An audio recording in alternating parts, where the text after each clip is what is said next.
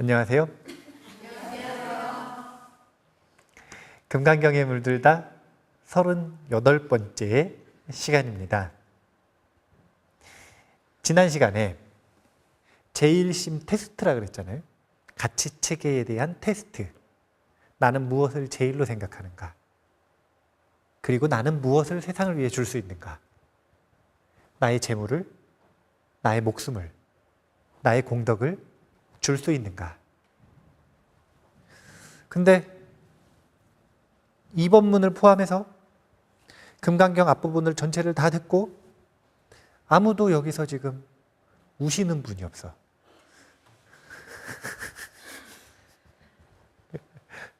하지만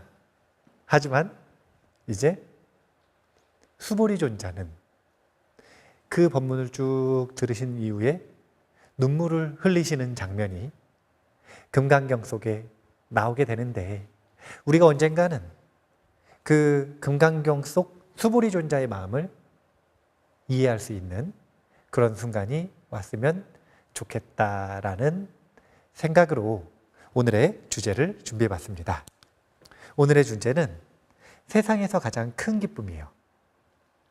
물론 맛집에 가서 음식을 먹었는데 여기가 진짜 맛집이라 그러면 큰 기쁨이 일어나겠죠.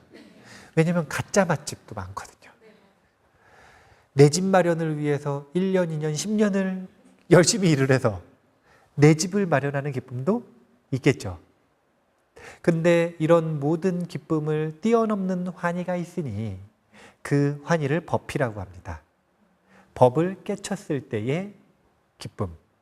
이 법희를 한번 느껴보면, 그러면 이제는 뭐 맛집, 뭐 신상, 뭐 집, 합격, 이런 것들은 금방 이미테이션이라고 하는 걸 알 수가 있게 돼요. 오늘 법희에 대한 이야기를 해보려고 하는데, 공덕에 대한 이야기를 했었잖아요. 그리고서 가치체계를 물어볼 때 재산을 보시하는 것, 소유물, 목숨을 보시하는 것, 그 다음에 법을 보시하는 것. 생각을 잘 해보세요. 수보리존자는 이 구절을 듣고, 그러니까 물론 그 앞의 내용도 정말 좋았죠. 근데 언제 눈물을 흘리냐면 이 구절을 딱 듣고 눈물을 흘리시는 거거든요. 한번 생각을 해봐야 돼요. 어느 지점에서 마음에 와닿았길래 눈물을 흘리실까? 어느 부분에서 깨친 바가 있을까? 한번 잘 생각을 해보면, 자, 아라한이라. 아라한은 재산을 보시할 재산이 있을까요, 없을까요? 없겠죠. 뭐 바로 정도 줄 수 있겠지. 뭐 가사 벗어줄 수 있겠죠. 그건 아닐 것 같고, 목숨을 보시하는 것? 그것도 아닐 것 같고, 법을 보시하는 건데, 공덕을 보시하는 것. 이제 알게 된 거예요. 아라한들은 천하무적이라. 천하무적이에요. 적이 없어요, 더 이상. 윤회계가 끝났어요. 더 이상 적이 없어요. 누구도 나를 고통스럽게 할 수 없어요. 이런 상태였는데, 그런데 문제의식을 가졌단 말이에요. 석가모니 부처님처럼 대단한 위력을 가지고 중생을 구제하고 싶다. 그 길을 열심히 찾아왔어요. 근데 그전에는 절대 안 된다 그랬어요. 초기 불교에서 아라한들은 성불의 길을 갈 수 없다 그랬단 말이에요. 사실은 누구든 성불의 길을 갈 수 없다 그랬어요. 그래서 아라한이 되기를 권했죠. 심지어 대승불교에서도, 대승불교가 발달을 하잖아요. 그러면 이미 독과에 든 사람, 수다원만 돼도 보살로 일체지를 못 간다라고 이야기를 해요. 공공연히. 완성된 아라한은 특히 성불의 길을 갈 수 없다. 이렇게 얘기하는 사상이 있단 말이에요. 이건 뭐냐면 완전히 막혀있는 길이잖아요. 그런데 부처님께서 알려주신 거예요. 뭘 알려주셨냐면, 아라한에게 남아있는 것 하나는 뭘까요? 아라한에게 남아있는 것. 자, 재산 남아있어요? 목숨도 남아있기는 한데 근데 내 목숨 아니거든요, 어차피. 그래서 목숨도 사실은 안 남아있는 거예요. 뭐가 남아있을까? 공덕, 그게 정체가 뭐냐면 열반의 즐거움을 누리고 있는 공덕, 정멸락을 누리고 있는 공덕이 남아있어요. 부처님께서 뭘 얘기하시는 거냐면 이 정멸락을 버려라 이거예요. 이 정멸락을 버려라. 이 정멸락을 버리고 새롭게 중생을 위해 번뇌 속으로 들어가라. 중생의 세계로 들어가라. 부처님을 열애라고 부르죠. 근데 아라한은 열애라고 불러요? 안 부르잖아요. 아라한이 열애가 되는 건 아라한이 되면, 자, 이건 무슨 언덕? 이 언덕. 자, 이건 무슨 언덕? 그럼 이 언덕에서 저 언덕으로 가는 게 아라한이잖아요. 그죠? 갔죠. 중생의 세계에서 열반의 세계로 갔죠. 열반의 세계로 간 여러 아라한들 중에 부처님만 열애라 그래요. 가셨는데 오신 거라. 뭘 버리고? 정멸, 열반의 세계를 버리고 다시 이 세계로 오신 거예요. 그 대자비심을 표현하는 칭호가 바로 열애입니다. 안 오셨으면, 부처님이 안 오셨으면 우리가 불교를 알까요? 세계 사람들이, 세상 사람들이 자비심을 가져야 된다는 말을 들을 수 있었을까요? 심지어 보리심을 일으키면 성불의 길을 누구나 갈 수 있다, 이런 말 들어요? 그 수많은 사람들을 구제한 것, 앞으로 있을 수많은 존재들을 구제할 것, 그 시작이 되는 게 바로 열애라는 사건입니다. 이제 열애의 길이 열린 겁니다. 수보리 존자에게도. 그러니까 이런 원문이 나오는 거예요. 그때 수보리가 이 경설하심을 듣고 뜻을 깊이 이해하여, 뜻을 깊이 이해해야 돼요. 뜻을 깊이 이해하여 감격의 눈물이 나야 돼. 감격의 눈물을 흘리며 부처님께 말씀드렸습니다. 신앙 고백하시는 거죠. 경이롭습니다, 대존이시여. 제가 지금까지 얻은 해안으로는, 이 해안이 뭐하냐면 무아를 아는 지혜예요. 아공을 아는 지혜.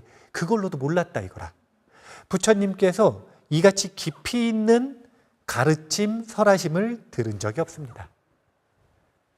아라한으로 살아오는 그 긴 세월 동안, 심지어 우리가 역사의 무대를 2500년 전이 아니라 기원 전후 보살스 운동이 펼쳐지는 그 당시로 놓고 보더라도 부처님 계실 때, 그리고 부처님 돌아가시고 불교가 발전해 나가는 500여 년 동안 단 한 번도 이런 가르침 들어본 적 없다는 거예요.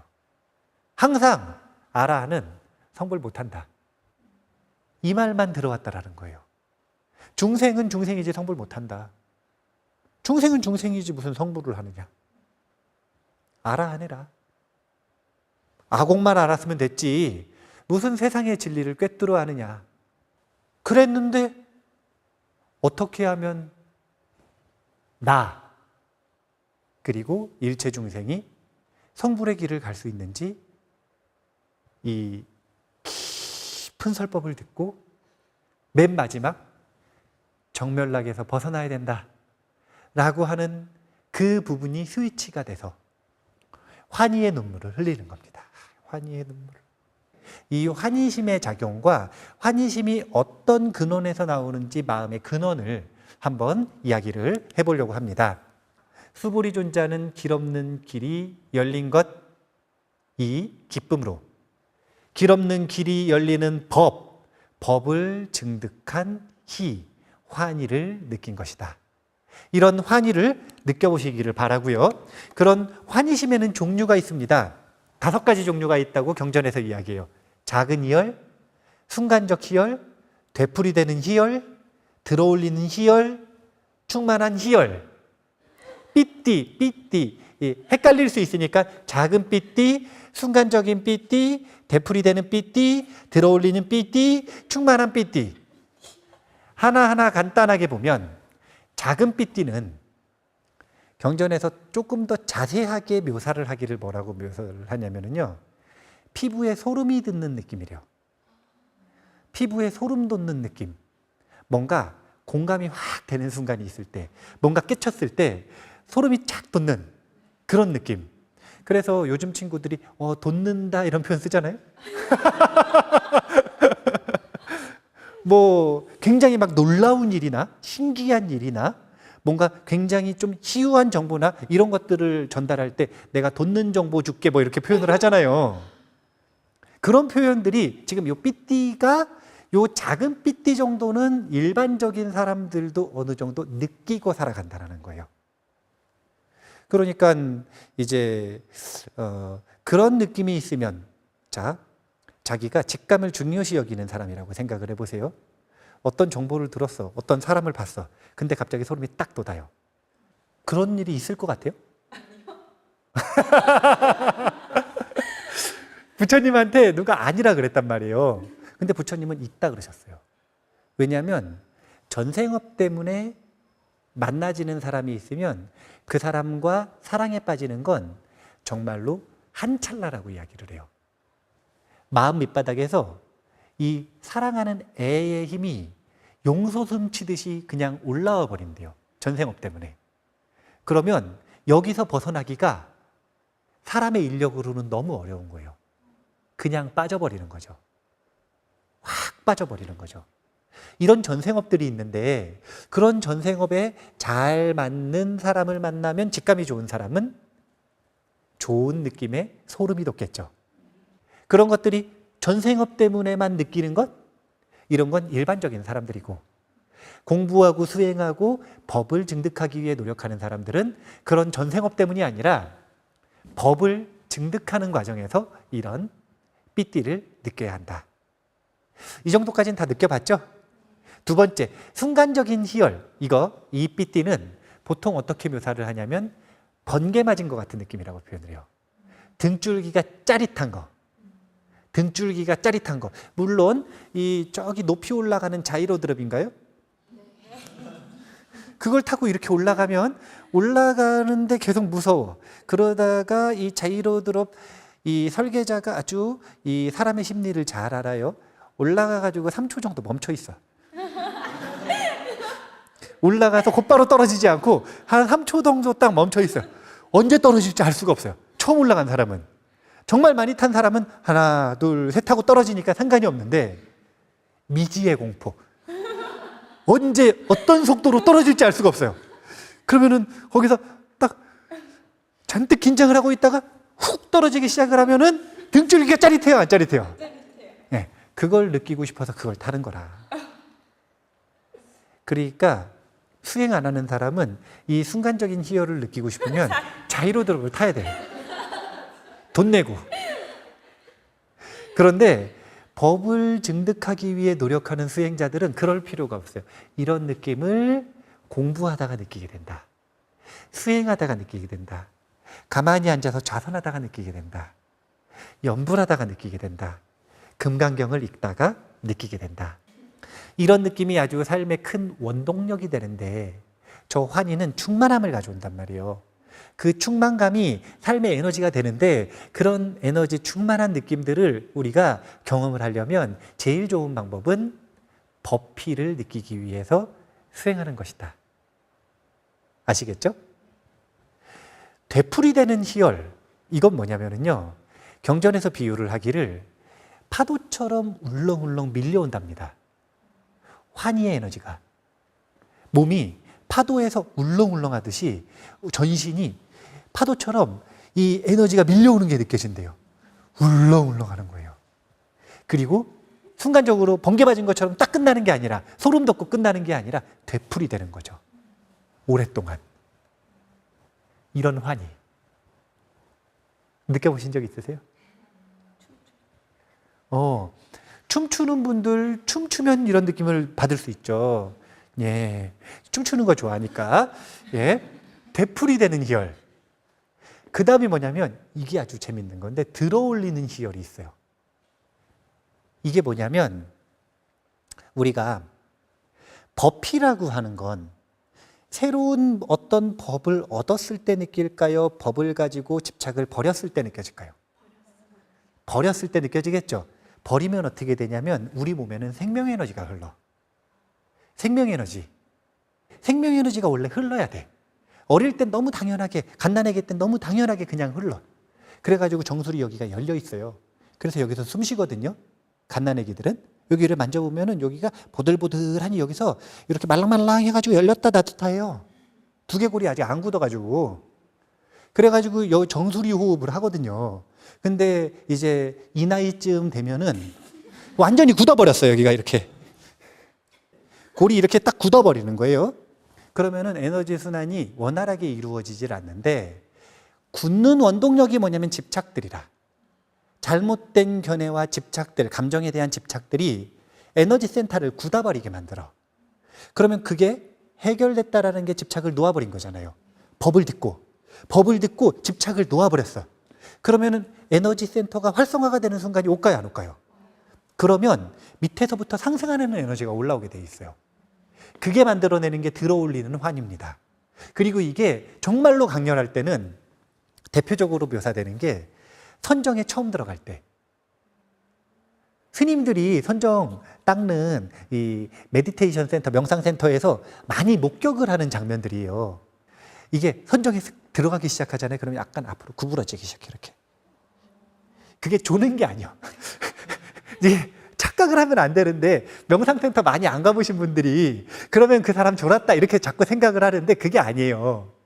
지금 이 자아가 무아가 되는 게 아니라 몰아.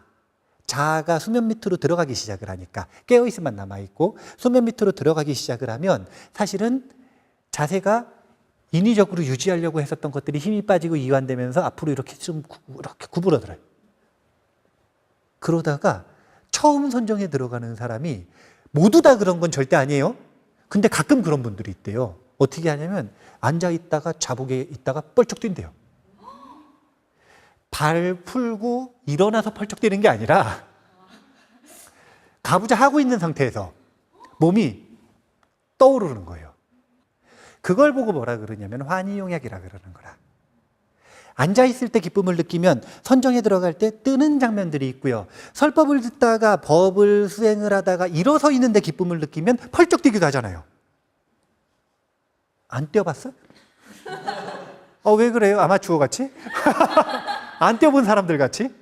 너무 기쁘면 갑자기 펄쩍 뛰지 않아요? 네, 그게 바로 환희용약이라. 근데 그것이 어떤 원리로 일어나는 거냐면 다른 게 아니라 집착이 놓아지면서 해결이 되니까 에너지 센터에서 들어올리는 에너지들이 생기는 거예요. 들어올리는 에너지들. 그래서 들어올리는 희열. 이게 네 번째입니다. 그리고 마지막에 충만한 희열인데, 이건 뭐냐면 이런 희열들은 아무리 길어봐야 짧아. 근데 이 충만한 희열은 그런 삐띠가 종합적으로 일어나면서 일주일, 한 달, 1년씩 가는 거예요. 그런 삐띠 상태에 들어가 있는 거라. 이런 상태에 들어가면 세상이 아름다워요. 이런 상태인 거예요. 세상이 아름다워요. 이런 분들 눈에는 전부 다 부처님으로 실제로 보인대요. 이런 분들 눈에는. 그 기간 동안. 약간 인지가 망가지는 거죠. 부처님이 아닌데 지금.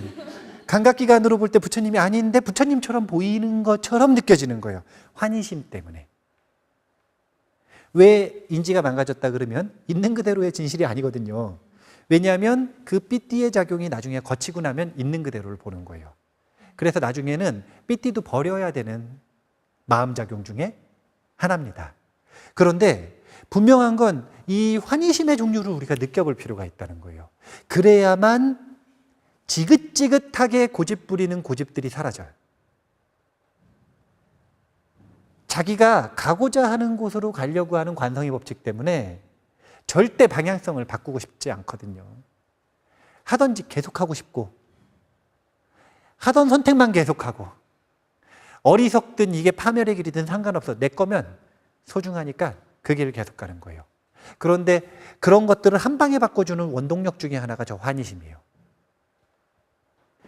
제가 우리 이 첫 번째 스님하고 만났었던 장면이 있어요. 어느 날 밤에 9시에 제가 수학의 정석을 풀고 있는데 저를 부르시더라고요. 수박 먹자고. 그래서 그동안 관심이 많았기 때문에 기쁘게 나갔어요. 스님들 만나러. 수박을 하나를 탁 주시더라고요. 그래서 먹는데 5분 동안 한마디도 안 하시더라고요. 엄청 뻘쭘하죠. 이제 수박을 딱 먹고 있는데 이제 아무 말씀도 안 하시니까 수박 먹는 거에 집중을 하다 하늘을 쓱 봤는데 하늘에 별이 너무 많더라고요. 그래서 그 시간 나름대로 좀 좋아지더라고요.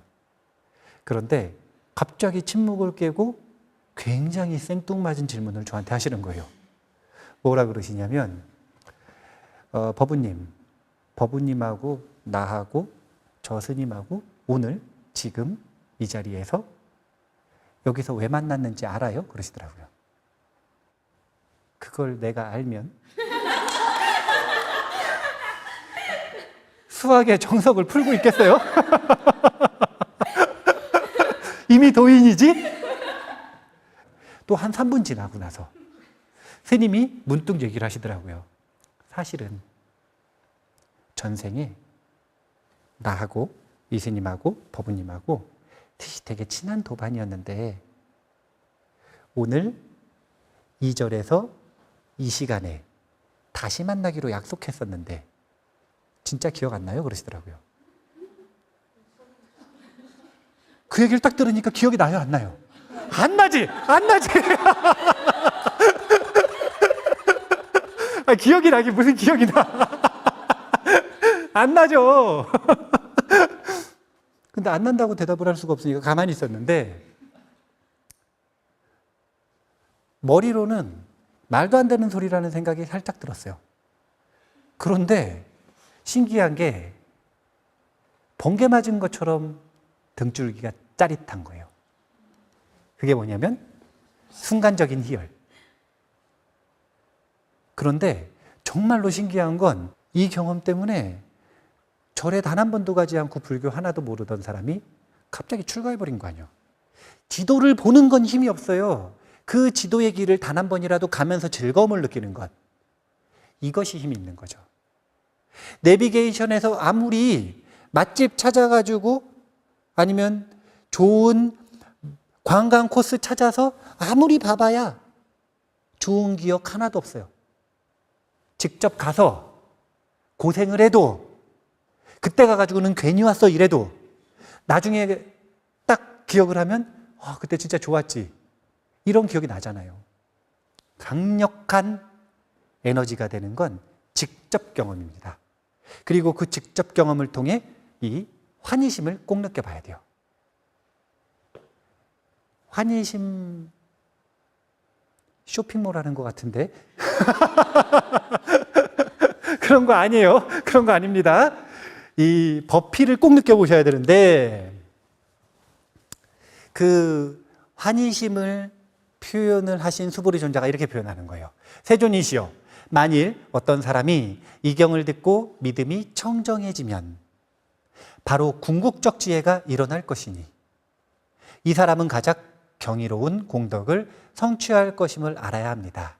세존이시여, 이 궁극적 지혜라는 것은 궁극적 지혜가 아닌 까닭에 여래께서는 궁극적 지혜라고 말씀하셨습니다. 요것 좀 뺐으면 좋겠죠. 아니면 즉비심용으로 바꾸면 안 되나? 하지만 즉비심용을 그때그때 궁극적 지혜에다가도 적용을 하고 티끌에다가도 적용을 하고 그리고 세계에다가도 적용을 하고 적용을 이렇게 해야 된다라는 예시이기 때문에 우리가 이 부분을 읽을 때마다 즉비심용 잊어버리고 읽으면 말이 정말 헷갈리고 말 쏘가. 그러니까 이 부분은 즉비심용 공식을 풀어주고 예시로 풀어주고 있는 부분이라는 걸 분명하게 기억을 하셔야 돼요. 그래서 여기서 지금 믿음이 청정해지면 곧바로 궁극적 지혜가 일어난대요. 왜 즉비심용을 붙이냐면 궁극적 지혜가 일어납니다. 이렇게 딱 말하는 순간 각자 생각나는 궁극적 지혜가 있어요, 없어요? 그거 아니라는 얘기를 하는 거예요. 그게 아니라 그거 말고 궁극적 지혜가 일어난다라고 이야기를 하시는 거예요. 그래서 그게 아니다? 즉비. 하지만 궁극적 지혜가 없는 건 아니죠. 그래서 궁극적 지혜의 이름을 심형으로 붙이는 겁니다. 이해가 되시죠? 지금 계속 반복하니까 조금 뭔가 알 듯 말 듯 하죠. 알 듯 말 듯해요. 예. 눈 감았다 봐야 돼요. 눈 감았다 봐야 돼. 누가 나한테 잘해주는 게 좋아요? 못해주는 게 좋아요? 예, 눈 감았다 보셔야 돼요. 잘해주는 사람은 사기꾼일 가능성이 높아. 눈 감았다가 보셔야 돼요. 이유가 없는데 잘해준다?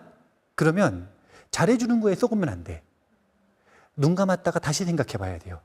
이유가 있나 없나? 없으면 한번 의도를 생각해 볼 필요가 있습니다. 청년들은 진짜 잘 속을 수 있어요. 그래서 반복해서 이야기를 해주는 거예요. 즉비시명. 그런데 이 즉비시명의 공식은 다음에 또 강조하기로 하고, 여기서 중요한 건 이 경의 가르침, 이게 뭐냐면 금강반야의 가르침인데, 이 금강반야의 가르침을 듣고 믿음이 청정해진다면 이 사람은 곧바로 궁극적 지혜가 일어날 것이니, 자, 이것에는 순서라는 게 있다는 거예요. 자, 한번 봅시다. 어떤 사람이 버피를 느껴요. 얻을 때 느낀다 그랬나요? 버릴 때 느낀다 그랬나요? 버릴 때 느끼는 거예요. 그래서 우리가 책을 아무리 읽어도 버피가 잘 안 일어나는 거예요. 얻어서 느낄 거면 새로운 거 배울 때마다 버피가 일어나야지. 근데 그게 아니라 새로운 걸 배워서 곱씹어서 그 새로운 것이 유도하는 방향대로 집착이 버려지면, 무엇인가 자기가 사로잡혀 있었던 것에서 벗어나면 그때 버피가 일어나는 거예요. 이걸 보고 뭐라 그러냐면 믿음이 청정해진다라고 표현을 하는 겁니다. 반야바라밀에 대한 믿음은 뭐냐? 얻어라가 아니라 버려라예요. 이 버려라의 믿음이 청정해지는 건 버려야 된다고 생각하는 게 아니라 버려지는 순간, 이 순간이 바로 반야에 대한 믿음이 청정해진 거예요. 그럼 그 순간 곧바로 궁극적 지혜가 일어난다는 거예요. 이야기했죠? 이웃 종교하고 틀려요. 어떤 철학과도 틀려요. 불교는 인류의 존재의 만물의 밑바탕을 가장 긍정적으로 보는, 가장 큰 잠재력으로 보는, 가장 훌륭하게 평가하는 종교가 바로 불교입니다. 불교만큼 인간을 믿는 종교가 없어요. 그래서 불교는 최고의 인간학이기도 합니다. 인간을 연구해요. 인간의 밑바탕. 그 밑바탕은 아무것도 더 얻을 필요도 없어. 그냥 잘못된 고집을 버리기만 하면 돼요. 그럼 우리는 보물창고를 열 수 있는 거예요. 그 보물창고가 열리기 시작할 때 드러나는 게 환희심. 그래서 열려서 보니까 궁극적 지혜가 드러나기 시작한다는 겁니다. 궁극적 지혜의 다른 이름은 여실지예요. 여실지. 있는 그대로를 보는 것. 궁극적 지혜, 그러니까 궁극적으로 뭐 우주를 제패하고 뭐 이런 생각을 자꾸 할 수 있는데, 그런 게 아니라 부처님께서 이야기하시는 궁극적 지혜는 있는 그대로를 완전히 꿰뚫어 보는 것. 부처님께서 말씀하시는 궁극적 지혜는 이렇게 여실지라고 하는 담백한 지혜라고 하는 걸 우리가 기억을 해 두실 필요가 있습니다. 자, 대승기신론에서는 마음과 마음작용을 바다와 파도의 비유로 이야기를 합니다. 자, 파도가 있어요. 파도는 뭘 근거로 해가지고 일어나죠? 바다를 근거로 일어나죠. 그렇죠? 그러면 마음작용, 이것이 파도고 마음은 바다인데, 그렇다면 파도는 바다예요, 아니에요? 왜 아니에요? 파도는 바다지? 자, 봐보세요. 파도는 바다가 맞아요. 근데 바다는 파도예요, 아니에요? 이건 아니죠. 그래서 불일불이에요. 같지도 다르지도 않는 겁니다. 아니, 파도가 바다지. 바다가 변한 모습이 파도 아니에요. 파도로 변했다고 바다 아니지 않잖아. 파도는 바다예요. 근데 바다는 파도가 아니죠. 네. 범위 자체가 틀린 거 아니에요. 이것처럼 마음작용은 마음일까요, 아닐까요? 마음이라는 거예요. 근데 마음은 마음작용이 아니다. 이 얘기를 왜 해드리냐면 우리는 뭘 보고 살아가느냐, 뭘 쓰고 살아가느냐, 무엇을 경험하느냐, 파도를 경험하면서 마음작용을 경험하면서 살아가는 것, 이것이 바로 중생의 삶입니다. 이 삶의 특징, 산란함. 파도는 고요해요, 산란해요? 네. 산란함, 이것이 바로 윤회예요. 망상의 산란함에 빠져 있는 것, 이것이 바로 윤회입니다. 이 윤회에서 벗어나려면요, 마음작용을 보는 게 아니라 마음을 봐야 돼요. 파도를 보는 게 아니라 그 파도 속에 있는 바다의 성품을 꿰뚫어 봐야 되는 거예요. 파도 치우고 바다를 보는 게 아니에요. 파도 속에서 바다를 보는 겁니다. 마음작용이 없어져야 되는 게 아니에요. 마음작용이 없어지는 무념, 바보 되는 거 아니라는 거예요. 그거는 단세포 생물이 되는 거예요. 뇌가 있는데 어떻게 단세포 생물이 돼? 불가능에 도전하지 마세요. 불가능에 도전하지 마셔. 그게 아니에요. 망상의 파도가 있는데 그 속에 고요한 마음을 보는 거예요.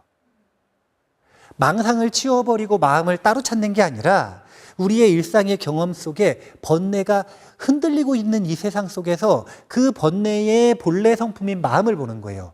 그래서 마음과 마음작용을 구분할 줄 알고, 왜 구분할 줄 알아야 되냐면 구분을 못하니까 마음작용 보지 말고 마음 보세요라고 할 때 아무런 노력을 할 수가 없는 거예요. 왜? 마음을 못 보니까. 일단 그래서 먼저 마음과 마음작용이 어떻게 틀린지 구분을 하는 연습을 먼저 해야 돼요. 그렇게 되고 나면 그 다음에 어떻게 하는 거냐면 마음작용에 초점이 맞춰져 있던 경험에서 마음으로 초점을 바꾸면, 그러면 이게 바로 정멸에 이르는 길이다. 물론 그렇게 해서 아라한처럼 정멸해지면 어떻게 다시 해야 돼요? 열애. 마음작용을 보는 그 일상의 경험으로 돌아와야겠죠. 하지만 우리는 갈 길이 바빠. 먼저 마음을 좀 볼 줄 알아야 돼요. 마음을. 마음과 마음작용이 있잖아요. 그러면 지금 웃기잖아. 네? 이게 뭐냐면 마음작용이에요. 근데 그 마음작용은 뭐에 위에서 일어나냐면 마음 위에서 일어나요. 그러니까 재밌고 슬프고 웃기고 싫고 좋고 나쁘고 맛있고 맛없고 이런 변화의 마음작용들이 일어나는데 그 밑바탕에는 항상 마음이 있어요. 하나도 변하지 않는. 여기서 하나도 변하지 않는다라는 게 무상하지 않다라는 이야기를 하는 것과 틀려요. 그것과 틀린 거예요. 그것과 틀린 거예요. 그런데 말을 하자면, 비유하자면 상대적으로 그렇다는 거예요. 마음작용은 끊임없이 변하는 게 특징이고 그 밑바탕에 있는 마음이 있다. 두 개는 분리된 게 아니에요. 끊임없이 흔들리는 파도가 있고 그 파도의 밑바탕에 있다는 건 파도가 표면이고 밑바탕에 바다가 있다는 게 아니에요. 그 파도를 꿰뚫어 보면 바다라는 거지. 이해가 되셔요? 막 흔들리는 이 변화에 초점을 맞추고 거기에 끌려가면 파도만 보는 거예요. 근데 그 파도가 끌려다니지 않고 그 파도의 고요한 모습을 보면 그게 바로 바다라는 거예요. 이렇게 마음과 마음작용을 우리가 구분할 줄 알아야 된다. 그리고 이 구분이 일어나는 게 바로 뭐 때문이냐면, 아니 무엇으로 인해 일어나는 거냐면 법을 배워서 마음작용에 끌려다니면서 집착하고 있었던 그 집착이 놓아질 때 자연스럽게 마음은 드러난다. 마음이 드러나면 이 마음은 공정영지심의 특징을 가지고 있기 때문에 이 공정영지심이 드러날 때 우리는 환희를 느낀다. 그 환희를 느낀 이후에 드러나는 그 마음, 환희를 느끼면서 드러나는 그 마음을 바로 뭐라고 하느냐? 궁극적 지혜라고 한다. 그래서 우리가 환희심을 느껴야 돼요. 꼭 느껴봐야 돼. 꼭 느껴봐야 돼요. 그런 환희심을 경험하는 경험을 하면 정말로 가치 없는 것들을 쫓는 바보 같은 일들을 금방 그만둘 수 있게 됩니다. 금방. 청년들이 절에 가는 걸 안 좋아한다. 만약에 그러면 스님들이 반성해야 돼요. 환희심을 경험하도록 못 해준 거라. 환희심을 경험하도록 해줘봐요. 부모님이 말려도 가. 왜? 환희로우니까. 환희로운 게 무슨 상관이냐?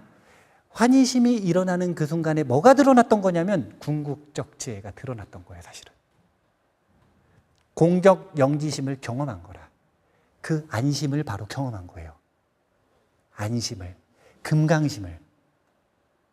우리가 환희심이라고 하는 건 마음의 본성, 금강심의 그림자라고 하는 걸 기억을 해야 환희심이 일어날 때 그 마음 상태, 그 마음 상태의 감각을 기억하려고 노력할 수 있어요. 아, 이 마음이 바로 내가 돌아가야 되는 열반의 본성이구나. 이런 상태로 살아가야 되는구나. 그런 걸 우리가 꼭 기억을 할 수 있어야 됩니다. 자, 정리하겠습니다. 그러면 우리가 망상을 쫓아다니는 삶을 살고 있어요. 가슴에 손을 얹고 생각을 해보세요. 그런가요? 아닌가요?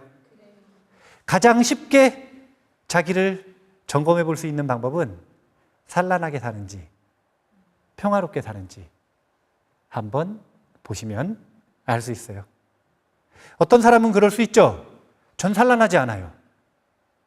근데 옆에서 누가 보면 누가 봐도 산란해요. 그런 경우가 있을 수 있나요? 없나요? 있겠죠? 부처님께서 이런 경우에 뭐라 그러셨냐면 똥물에 빠져 있는 사람은 똥냄새가 안 난대요.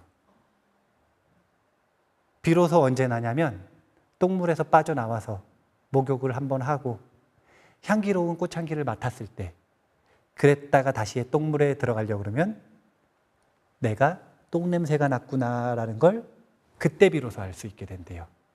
한 번이라도 환희심을 느껴봐야 내가 산란하게 살았구나 라는 걸 알 수 있게 되는 거예요. 그리고 나아갈 방향이 결정되는 겁니다. 이 환희심을 이루기 위해 집착 없는 육바라밀 번역했어요. 무주상 보십니다. 집착 없는 육바라밀에 인을 심어야 합니다.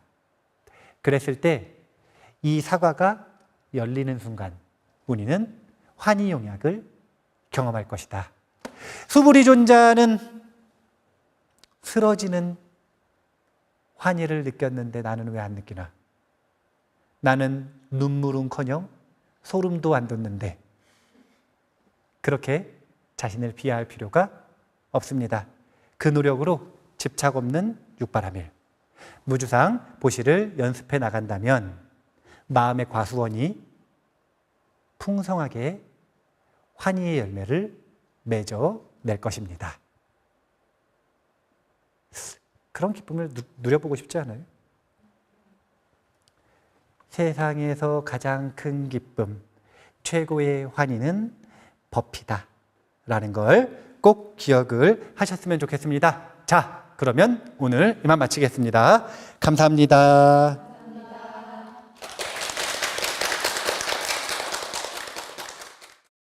감사합니다.